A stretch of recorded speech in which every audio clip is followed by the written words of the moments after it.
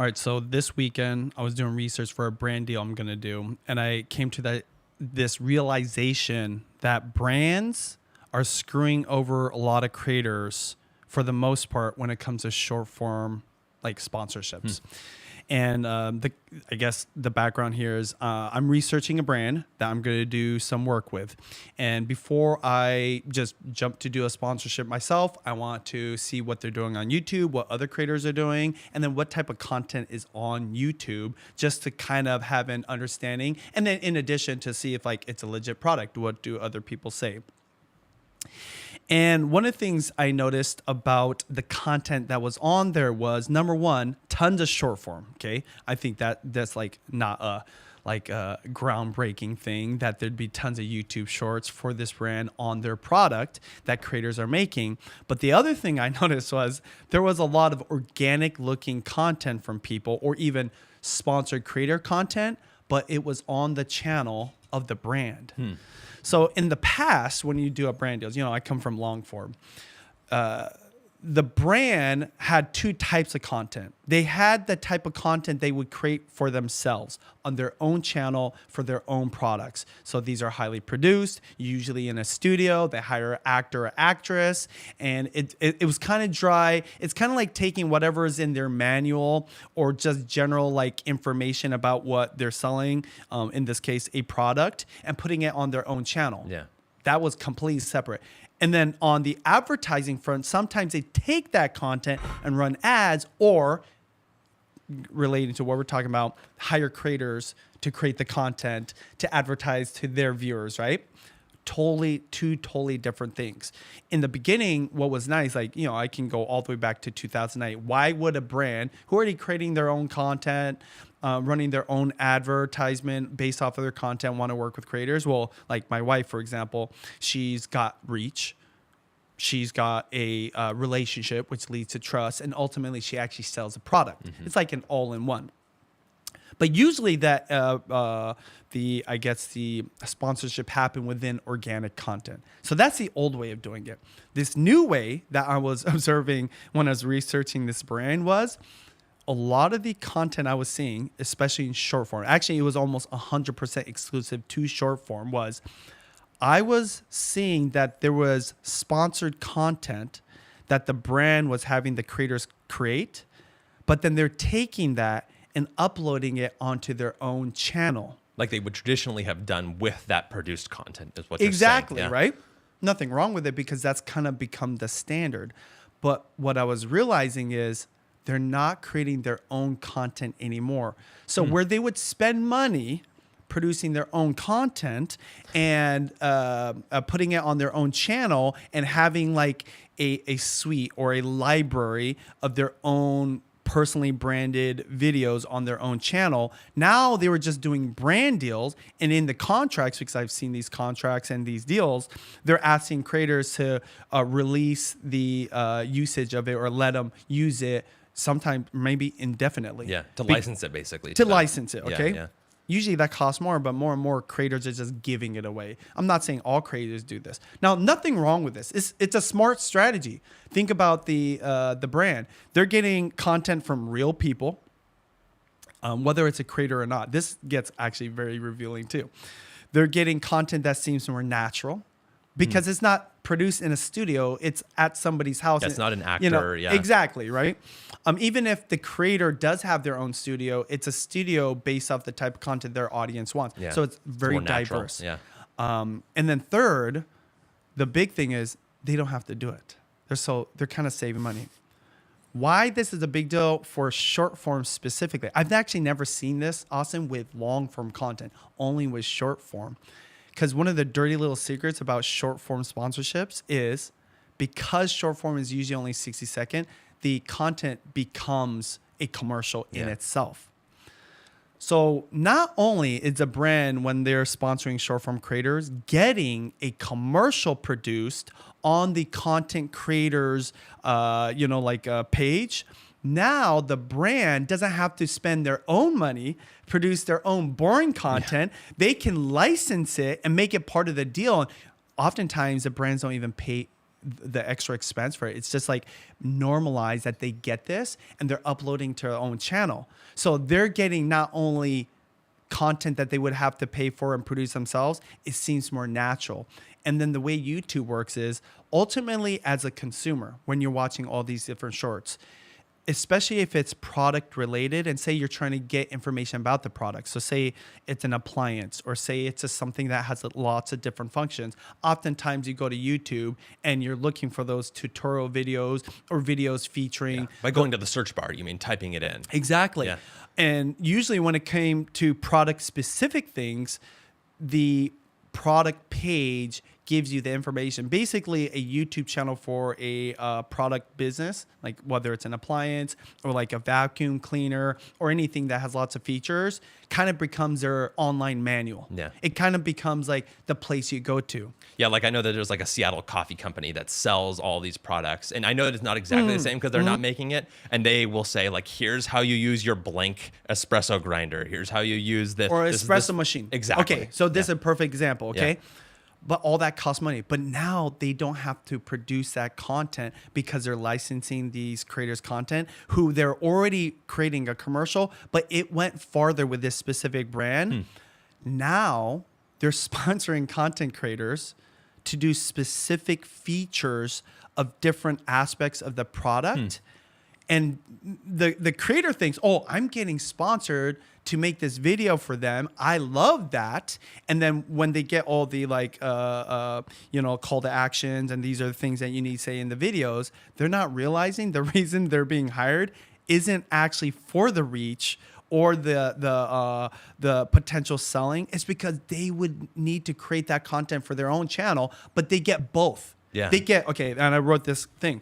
Old way, right? Brand is hiring the content creator for their reach and the relationship, okay? Because most brands don't have that. They don't have their own audience. They have customers, but customers don't hire their, follow their page for this. But then on the flip side of it, in the old way of doing it, the creator still gets to put up videos that are valuable for the viewer because usually they're long form, right? They're not a commercial. They're usually an integration into like an organic idea and they integrate, whether it's a sponsor spot or not.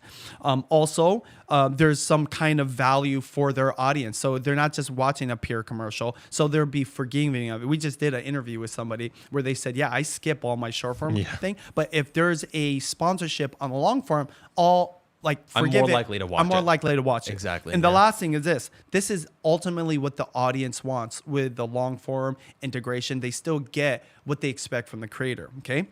But beyond that, the brands used to still have to create their own produced content for their own tutorials, for their own advertising type of commercials. The new way of doing it, the brand gets everything. They get the ideation from the content creator. Yeah.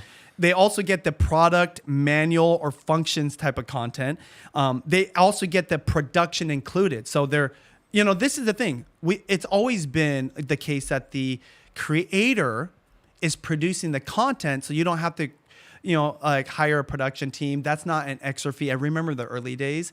Sometimes creators would inflate their fees by saying, there's a production fee included. It wasn't just a rate. You would add a production fee. But as other creators didn't add that fee, it just became more competitive. You couldn't really do that. Yeah. But in the very, very early days, that was a thing. Because savvy people knew that if the brand wanted to do this on their own, they'd have to pay money for it, okay? Yeah. On top of it, they get the creator's reach and relationship. So even though, generally speaking, most people scroll right through short form, there is a better trust with the creator than the brand because they know that brands are trying to advertise out to them, right? Versus typically creators, for the most part, are just trying to add value to their lives, whatever the value proposition, right? It's a food review channel, or you cook and you teach how to do recipes, or maybe you're doing travel content. That's the value proposition you normally get. But now on top of it, with short form, the brand is also getting a full-on commercial, and it's replacing all that produce content that was for their homepage, was like a manual extension, was like a feature not only promotion, but like how-to type of video. And the creator loses the most. With short form, they don't get organic content because it is a commercial. There's really no value. And two, they get less views. Yeah. Because you're literally splitting between two separate uploads. I mean, it's simple math, right? If you uploaded something and they've uploaded something, there's fewer people to view one or the other. So the logical question that everybody asks is, why would a brand still pay for this if ultimately they do know they get less views? Because the content they're getting for their own channel has value in itself, which goes back to my original argument in 2008 when I was helping Judy and just helping like these new creators. I always said, hey, remember, even if you don't have a big audience, you're still producing content. Yeah. And Cameron, just tell me this. You've worked with different brands. How much does it cost on average for like a typical business to produce a 30 to 60 second commercial about a brand or service? Generally, and we're not talking high-end Hollywood, we're not talking like Fortune 500 company. Like, how much would you charge somebody low and high? I mean, I would say at least a couple grand. At least a couple grand. At least a couple grand. I feel like I've heard people say, like, I do these types of shoots and they cost me $10,000. They cost me $6,000. We know people that minimum. do that. We know people that do that, okay? But even that couple... So what I'm saying is there's creators out there. This is what I was noticing. Some of the sponsored content that I was seeing on this brand who I was researching their product, I looked at the creators who were getting sponsored. I know because it says sponsored. Not only did they have barely any views on that content, but they didn't really even have a big audience. And the question is, why would they sponsor that?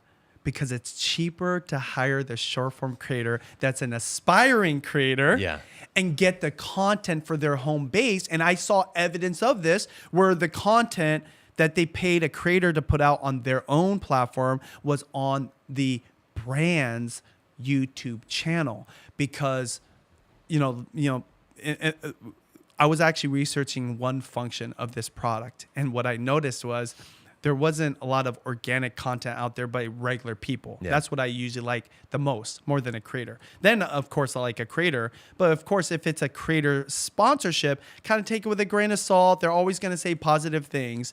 But in this case, it was a creator doing a function tutorial that ended up on the brand's channel. And my point is this: as a viewer, do you care if it's on the brand channel or on the creator's channel? Usually not. No, because it's still accomplishing the same thing. So even though creators in the short form world think like, oh, I'm getting an opportunity, I'm getting a brand deal for $500, even like other ones that get paid a lot more, they don't understand they're actually short selling themselves because the brand would have to pay a lot more. Now, what am I trying to say here?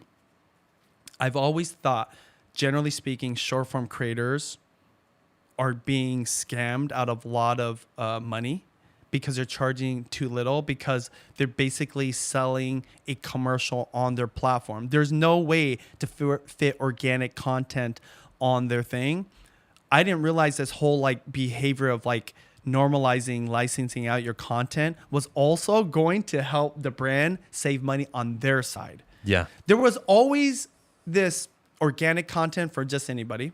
There was always brand sponsored content of your product. And then the brand always had their own content. Now they don't even have to create their own content because there's creators, both aspiring ones that just want to hustle and legit big time ones willing to just give up their content to license to have on the host channels. I was just thinking, man, I've always thought creators in general undercharge. They're really undercharging now. It's really interesting because it's almost a flip of the script to the original. If I go back and rewind what you told me about the story, is that at the very beginning, when brand deals were just getting started, there were creators that were saying, here's how much I charge. And actually also a part of that is this production fee. Here's how much I'm charging you just for production. It actually was pretty wise at that time to do that. Legit, you could say it. In a lot of ways is because it was like more naive at the time. It was like, oh, well, yeah, production costs this much money, so I should charge this much plus a little bit of profit margin, right? But you said that basically that got competed out of the business because it got so competitive, I'm assuming on YouTube in long form at the time. YouTube, and then eventually like all social media video. And so what happened is that it was just the brand sponsorship at the time. And really during that era, it would have been basically all for the sort of SEO that you were giving them, the reach and the relationship, that trust that you talked about. And now with short form, it's gone the total opposite direction, which is that really they think of it as a brand deal, but they're really just paying the production fee. Yes. And actually they're underpaying for the production fee because there's so many people that They're can do getting it. all three. They're getting produced content they need crazy. for their own business needs. They're getting the organic content Yeah. to like show off their product by a creator, and they're getting the reach. Not necessarily always though. Yeah. That's what's funny. But in some cases, yes, the reach to actually advertise to potential customers. But I think the thing that you brought up that was interesting to me is that this one that you were looking at, I know it's not always the case, is that was mostly people with smaller followings, if any following at all, right? So that really shows just how pure what you're talking about is. Like they're paying for production. And guess what? If they get the reach, that's great. But what I think is interesting about this is that it shows how normalized it's become across all of the industry, even for people who do have reach. Because think about it. Most creators' first brand deals are going to be right there when they don't have a lot of following, when they're getting a couple $100 a deal, right? And so when you start to get more followers, you've now been anchored at this lower price, couple $100 here and there, rather than charging a few $1,000s here and there, if not more than that. It's crazy. I tell all creators who are starting out, and before they are a creator, Yeah. if you're just creating content, and even if you only have 10 subscribers or 0 subscribers, if you create great content, speaking to what you said, Cameron, you can actually technically charge $1,000 to $2,000 because you just said, oh, it's going to probably at least cost a couple grand, right? At least. We've heard way higher numbers. But even at you, guess what most creators do? They don't charge the $2,000. They charge $500 or $300. There's a reason for this. One, they want to outcompete the production company. Yeah. But two, they just are happy to get a brand deal. Exactly. They're just happy to make money. It's like validating. Yeah, and so not all content's created equally. Of A course. production company is gonna be, using 8K cameras, DSLRs, proper lighting or whatever. But what we've found out and kind of the last 20 years of YouTube has confirmed, the viewer doesn't always want that or need that. And sometimes it actually works against what they're trying Works to achieve. against them. Yeah. So that's what I'm saying. I used to say this about the brand's YouTube channels. This highly produced content was just a complete waste of money. And so when I saw this brand this last weekend hiring, I'm like, genius. Because not only are they skipping a whole production cost, Yeah. it's more natural content. One of my number one complaints about brand produced content for their homepage that's in a studio, that's kind of like saying every one of the different features and delivering all the lines and like kind of robotic, is that it doesn't seem natural. Yeah. It looks scripted. It looks like it's from a Hollywood studio, and it doesn't really resonate with the viewers. So if you need a quick like how-to on how to use this function of this espresso machine, you would do it. Better than that though is, what if it was from your favorite creator?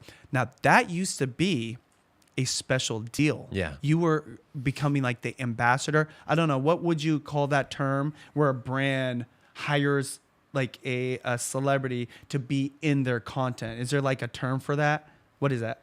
Yeah, it's like you said, a brand ambassador. Or an endorsement, a celebrity endorsement. Exactly. Yeah. And so you can see this like with a product that would bring them in.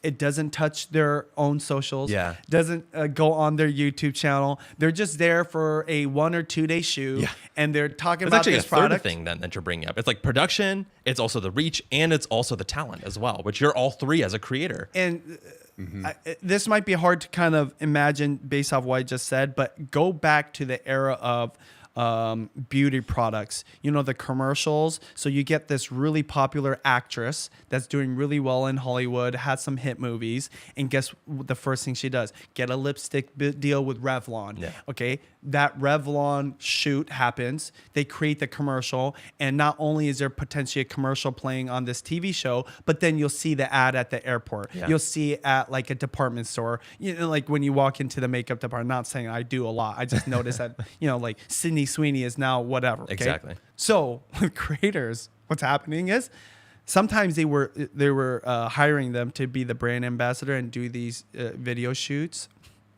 Now they don't even have to do that because in the deal they say, hey, we want usage. We want to license this content. In the past, because I run everything through my attorney, it's an additional cost.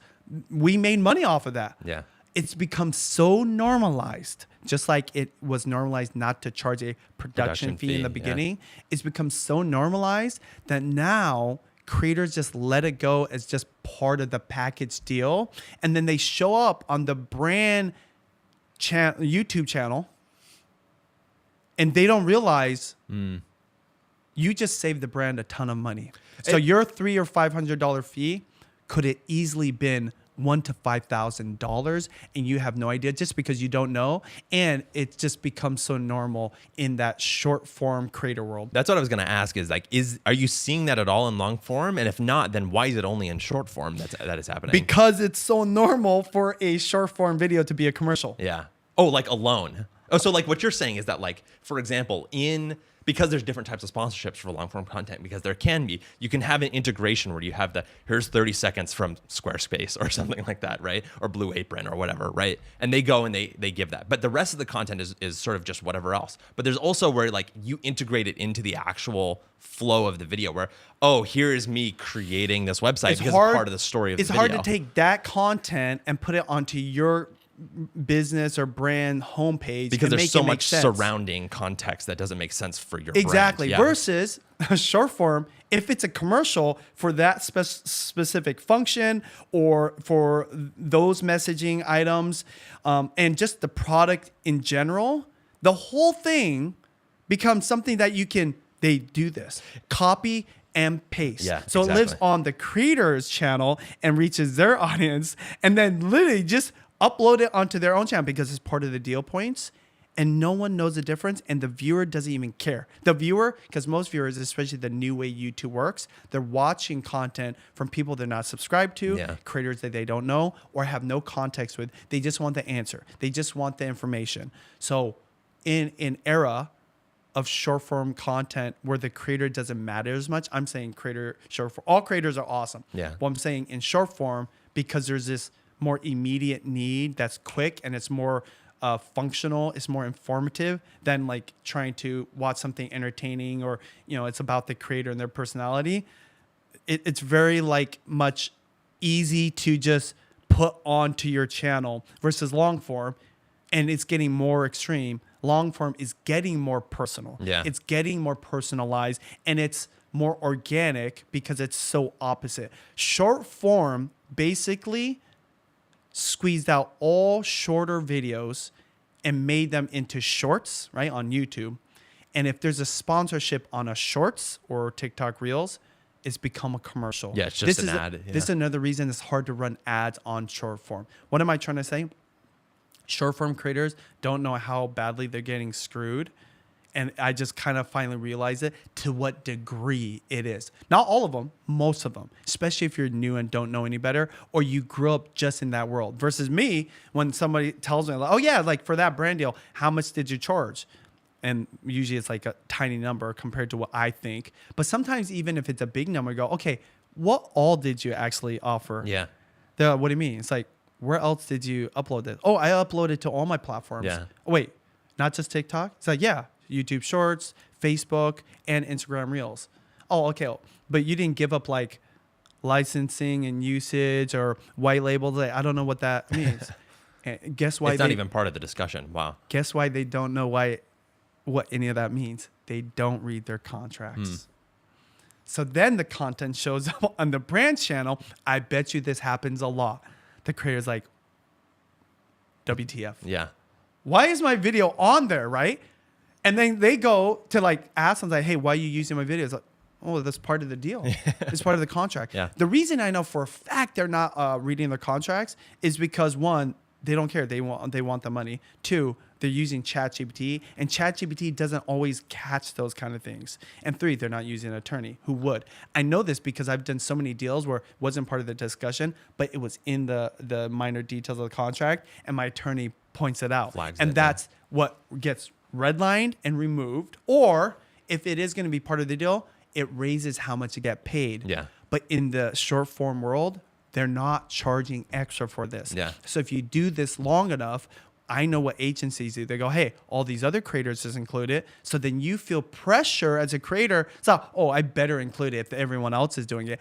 Becomes normalized. Yeah, it's fascinating to me to hear that it's not even part of the discussion, you know, and I don't know, like, I think it's even more profound in some ways if creators are reading. Like, some of them I'm sure are reading it, and maybe they even have lawyers, but like, it is so normalized now and the competition is so high that you're forced to. Like, if you say no, first of all, it's possible that the brand is like, okay, we're going to the next one because there's another person who's willing to do it, right? And because short form has so many creators that are of that caliber to some degree, like, they just move on. So like, it's like bad in all regards in some ways. It's really scary, actually.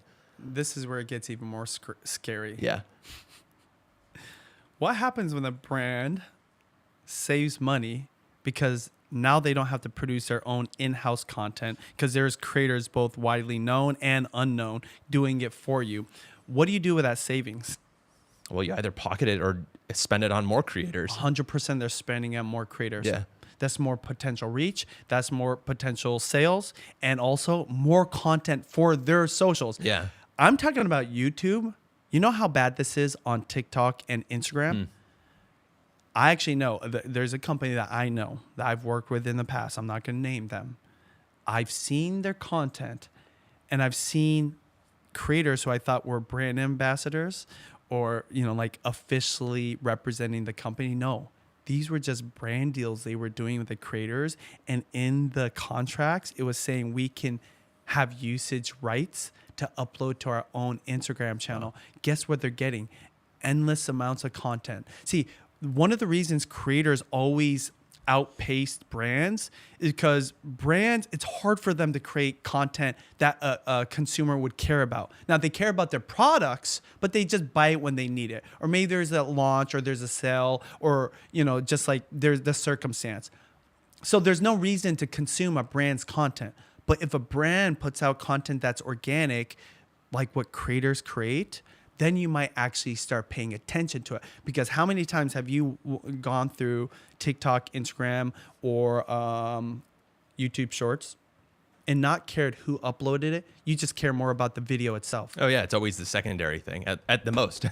When in a world like that, as a brand, your goal not only is to do a brand sponsorship to hit this audience, get the reach, and convert sales. It's also to get the content. So now you have organic content for your own platform. Yeah. So you can exist in that world that creators used to dominate. And you're seeing it more and more. One, brands are getting savvy about what type of content creating, or in this case, even better, why don't we just upload the content that creators are creating for us? Seriously. One of the takeaways for me is that there's so much underestimated value in like influence and trust amongst creators versus just a really good commercial for a brand. Yeah. You know what I mean? A really like kind of modern and like relevant example for me would be like the recent sale of Hailey Bieber's skincare brand. Okay. Have you heard about that? No, I haven't. She sold her skincare brand. Okay. Let's talk about this. Tell me what's the name of the brand. It's called Rhode Skincare. Rhode? How do you spell that? RHODE. But tell me more. She sold her skincare brand to E.L.F. Beauty, which is like a Yeah, I know E.L.F. Yeah. yeah, for $1 billion. Wow. Okay. So let's talk about this. I've never been to this brand before. Yeah. You're just telling me about it. I know Hailey Bieber, okay? Rhode Skin, they got 3.6 million followers. Yeah. Literally within the first... What platform? Sorry. Well, I'm on Instagram, okay? yeah. Because Okay. I'm old. Yeah. I bet on TikTok it's the same. Instagram's still cool. But within the first 6, I see one. There's this Asian American looking person, okay? Yeah. On there. I'm assuming this without even... I look at my phone, okay? Without clicking in yet. This is like a magic trick. Yeah, I know. It's like a magician here. Without even saying or knowing anything about this, I don't even recognize this person. I'm gonna bet money this person does not work at Rhode. 2, I'm gonna bet money that this person is not someone hired by Rhode in a production sense, creating their own commercial. And 3, this is the magic trick. I bet you it's a creator. I bet you it's a creator. Yeah. So I'm going into it. Okay. It's getting bad. Okay, so I'm saying, by the way, now I'm seeing other creators. It wasn't, okay, here, I'm going to just do this again. Okay, starts with the Asian American girl, right? Yeah. Then it's another person. Oh, interesting. Okay, it's the same reel, okay? And another person. Huh. This is like extreme. This is extreme, but it's proving my point. That was a magic trick. Now That's crazy. Let's go. The caption is tan line looks. Your favorite ways to wear our pinky tan shade of pocket blush this summer. Is there a way they tag people? It's like, I'm so old, I don't know how this all works. They didn't even tag them, okay? I really want to know, though, if these are creators. I don't have any way to know, but I'm going to bet money they are.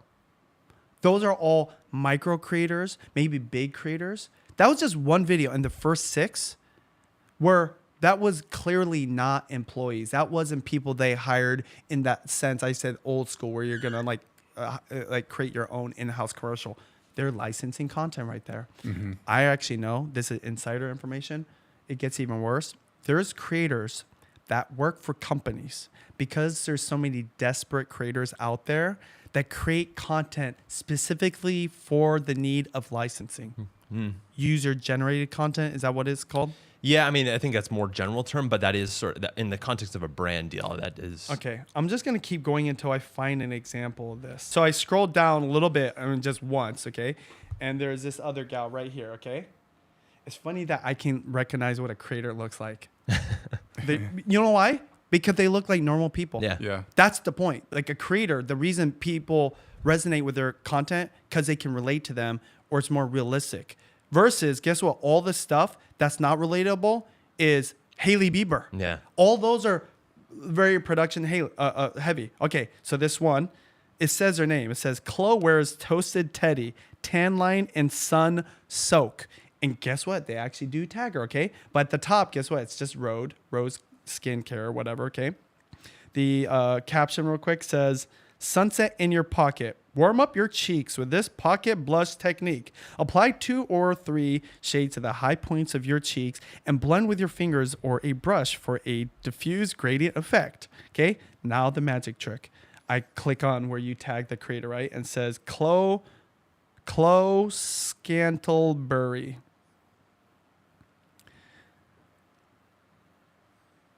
372,000 followers. Okay. She's clearly a influencer. What's funny, a lot of her content looks like very photogenic, or they hired a camera. But my point is this. I don't know anything about her deal. I'm just saying that it's become so normalized that the brands want creators' content on their platforms. I wouldn't be surprised if people like her. I don't want to call out Chloe because I don't know for sure, are not charging what they could be charging. That is the biggest takeaway for me.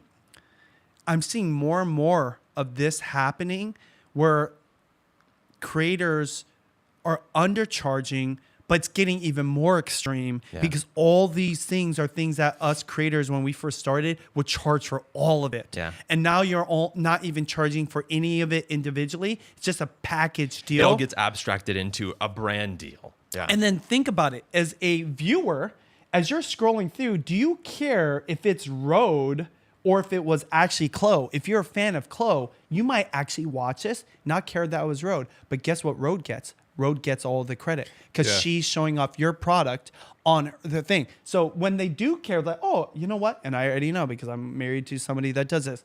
I like her makeup look. I like how her cheeks look. You do go to the channels like, oh, that Rhode, it must be that thing. You go through. Now, again, I don't know if she's charging for this. I'm saying from all my conversations with creators, and I actually don't care if I know this for sure. I know creators out there are listening to this and they're saying, I actually don't charge for it. It is part of the package deal. Yeah. And if you're doing that, you're shortchanging yourself. You're undercutting what you could be charging. And I know this because just this last weekend, I talked to a creator who's charging a tenth of what they should be charging at the beginner level. Yeah. What I mean is, I told them that I think they're undercharging to the tune of they're charging like 5% what they could be charging. Long story short, there's somebody that easily could be charging $20,000 for every single one of their videos. Guess how much they're charging? $1,000. $2,000. Dang. They're missing out on 18 grand. Now, I know these are all anecdotal and I'm kind of putting them together, but they're kind of a normal part of my discussions. So the brand then, what do they do with the remainder of the 18 grand they normally would spend? I actually believe he could have charged more. I'm just saying because he's charging so low, dude, 10 grand would be a win. 15 grand would be it's kind of arbitrary. What are they doing? They're hiring more micro creators, or they're hiring big time creators like this to the tune of hundreds of thousands because it's so normalized. They might be only charging them 5 grand. So guess what? Let's just do the math. There's still another 13,000. Boom, boom, boom. Now, not only do you have more feelers out there to the world for content to reach people organically, now you also have 4-5x more content for yourself. Brands are just cleaning house right now. It's not even a topic of conversation because most creators are just worried about what they're doing and worse, what they're not doing that somebody else is doing. And this is why they give everything to brands and they don't charge what they're supposed to be charging. I think it's fascinating too that it's that you're putting the point on short form creators specifically, or just not even short form creators, but the short form economy actually more generally speaking, because one of the things I have heard the most in our conversations with creators, especially short form creators, is saying, well, I left my job to go full time because I'm building someone else's business. I'm building someone else's business. I don't want to be building someone else's business. I want to build my own business. And then they do these deals. And suddenly it's actually almost like surreal, because when you're building someone's business, usually it's like something in corporate America. So it's kind of abstract. You're contributing to your team. There's nothing wrong with that. It's just that like creators feel it. If they're doing that, they're not building their own following or building their own videos or whatever it may be. In this case, they're literally building, in that case, Rhodes' following. Like literally, it was like 3.6 million or something like that. I'm sure a lot of it is built off of Hailey Bieber, and I would like to get to that at some point again here. For sure. But also, I mean, there's no doubt that if you looked at their analytics, they're getting followers from those types of videos from that influencer that you showed us. What was your question again? I think that the deal was able to be made because of her influence and her understanding of her value. Because like, for example, I would argue that it's only partly because of that. Why do you say that? What I'm saying is creators have built the value of these brands with this free content. Yeah. But what I'm saying is like, obviously she understood the value initially. Yeah. So there's something that creators can learn from that. Oh, yes. I think that an interesting like angle to this is that actually it's sort of multiplicative. If you look at Hailey Bieber's approach there, if she has her own following and has her own influence in the world, it can actually influence other influencers. There's a way to multiply her influence across the industry by thinking like a brand, actually,